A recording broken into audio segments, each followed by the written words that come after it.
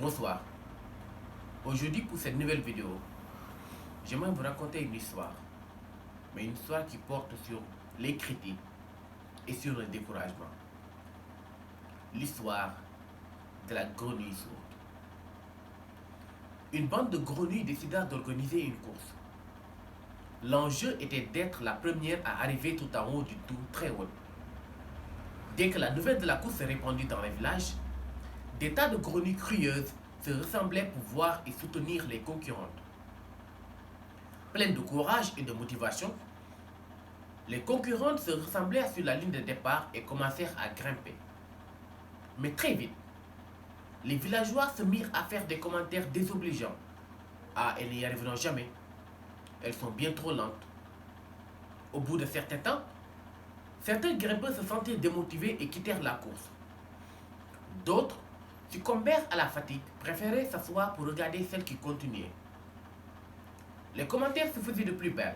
Pour qui se prennent-elles? Si c'était possible, nous l'aurions déjà fait, dirent certains. On n'a jamais vu pareille sottise.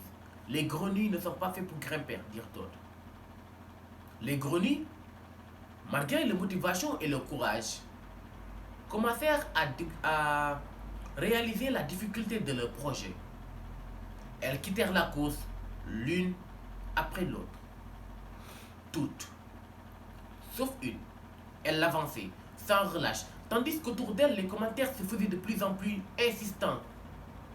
Mais descends, que tu es ridicule. Et pourtant, inlassablement, la petite championne continua à avancer. Après un certain temps, elle finit par gagner le sommet.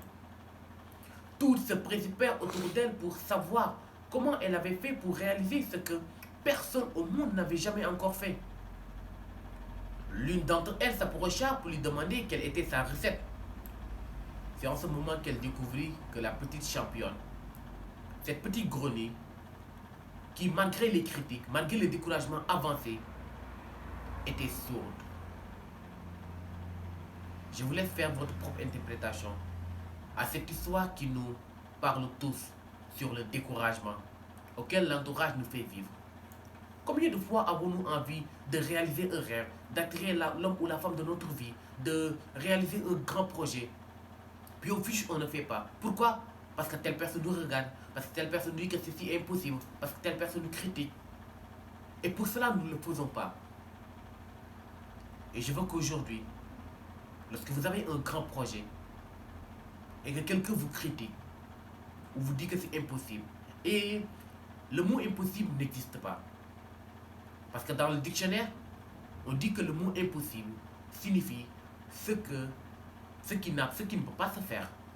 Et pourtant, ce n'est pas la version ou bien la définition authentique du mot impossible. Pourquoi?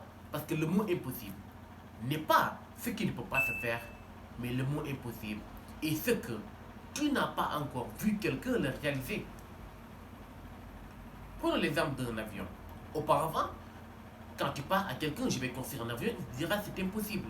Et pourtant, c'est possible. Quand Thomas Edison passait à créer une ampoule de lumière, pour des millions de personnes, c'était impossible. Et pour aujourd'hui, c'est possible. Donc, lorsque quelqu'un te dira que ton rêve est impossible, sois fier de toi. Souris et dis au moins, je serai la personne qui peut rendre ce rêve possible. Et à ceci, je vous laisse peut-être faire votre propre interprétation à cette histoire que j'ai commencé en préambule. Et il y aura encore d'autres vidéos. Et partagez cette histoire si vous connaissez un ami à qui ça va aider. Car en tant qu'être humain, nous vivons avec le partage. Et commentez votre interprétation. Et n'oubliez pas d'aimer. Merci et à bientôt.